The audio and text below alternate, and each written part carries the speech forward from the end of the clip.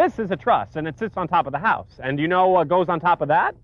The roof? You got it. Good answer. Now, how can you tell that this has been manufactured? Because it says manufactured by Terry Roof Truss. That's a pretty good clue, Eric. But you can also tell because it comes from the factory. Pre-measured? Pre-cut? Pre-built. You got it. Hey, are you my roof stacker? No, I'm Hard Hat Harry, and these are my friends, Eric and Kimberly. Yeah, nice to meet you, but I'm Tom, I'm the foreman on this job, and my schedule says that these roof trusses should be up on that house, and they're not.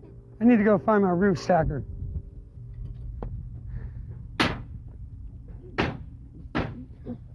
Harry, you can help him get back on schedule. Yeah, that'd be a cinch for you. You're a genie. Well...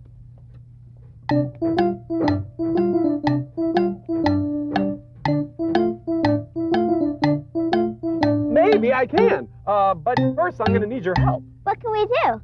You name it, you've got it. Okay, well, you stand there and you stand there. And on the count of 3, we're going to snap our fingers together, okay? 1, 2, 4. Just kidding. 3. That was awesome, Harry. Awesome. Yeah, I love this Junior Genie stuff. Well, wait a minute. We're not done yet. Because the roof is exposed to more weather than any other part of the house, it has to be well protected. The first step is to put down some roof decking.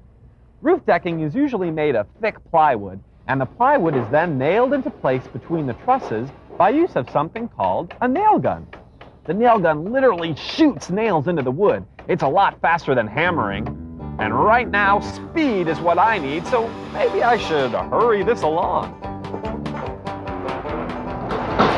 Once the plywood or decking is in place, a coating or weather-resistant material is spread to protect the wood from moisture.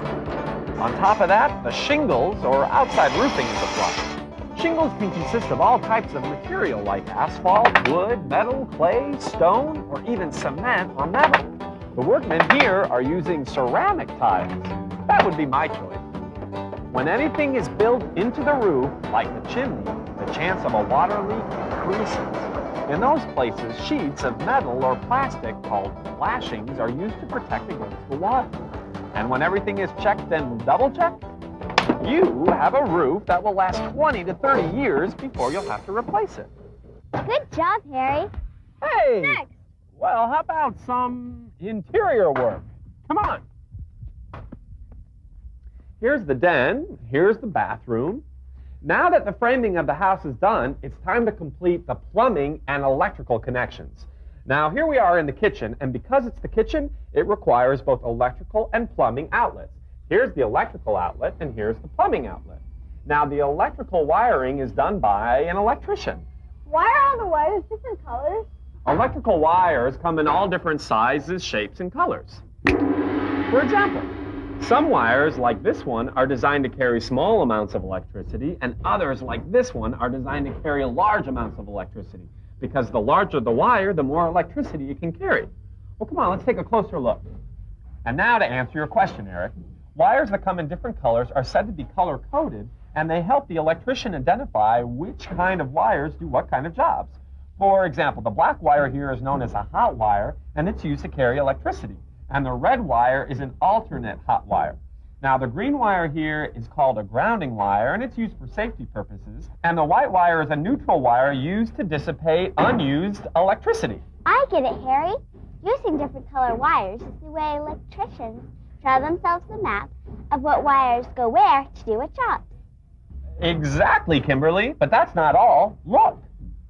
Every part of the house is then connected to a panel called a circuit breaker box. And that box is directly connected to the city's power lines. And when everything's done, all those wires and all that work turns this into this. Hey, who turned the lights off?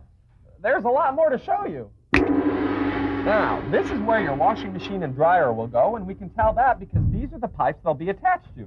Here's where the hot water goes. This is where the cold water goes. Here's the drainage pipe. And here's the gas supply line for the dryer. Now, in your house, the plumbing is made up of 2 different types of pipes. Water pipes and drain pipes. Now, water pipes like this one go anywhere and everywhere in the house that uses fresh water. places like the kitchen, the bathroom, the garage, and even outside water faucets. Now, runoff water or wastewater is collected in drain pipes like this and carried to your city's sewer system. Why plastic, Harry? Why are pipes made out of metal? Well, some pipes are made out of metal. Metals like copper, like this, or iron. But plastic is lighter, cheaper, easier to use, and it lasts a long, long time. Well, come on, I'll show you.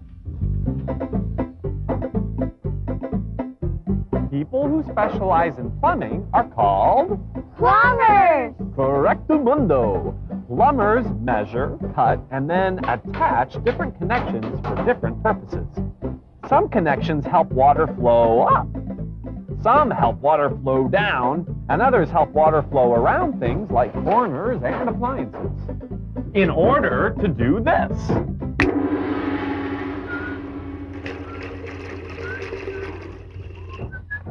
How do you do that?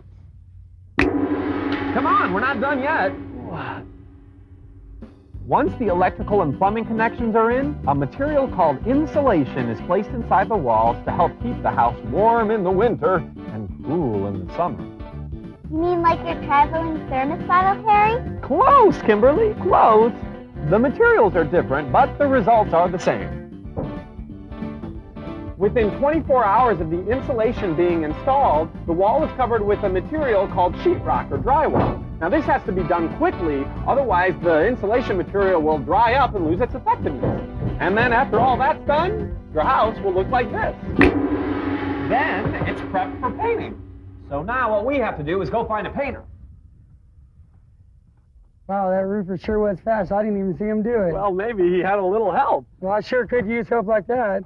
Mr. Furman, are you the one in charge of building all these homes? You bet. What do you think, it gets done by magic or something? What's the toughest part of your job? Keeping the guys on schedule and getting these houses ready for people to move into. That reminds me, I got a schedule to keep. Send in the painter. This guy's good. You need to keep an eye on him. Maybe you'll learn something about painting. Okay, see you later.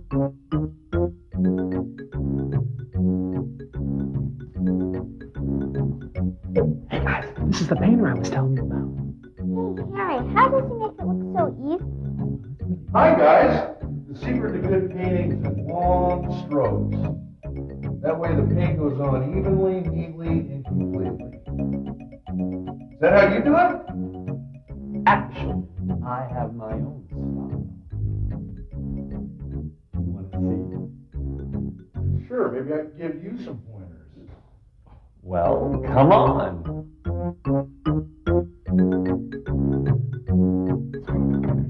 You better stand here. And no, Eric, you stand right there. Mr. Painter, okay, that's okay. This is magical painting.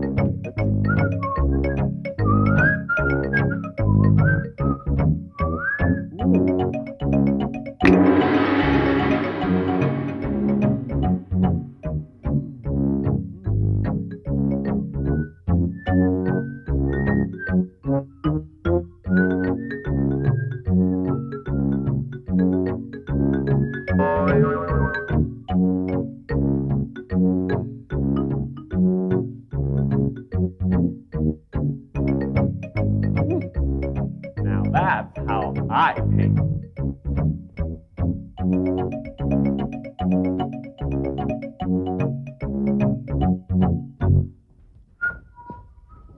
Well, guys, that about does it. A little more paint and some carpeting, and this house is ready for move-in. You did a great job, Harry. Oh, well, I couldn't have done it without your help.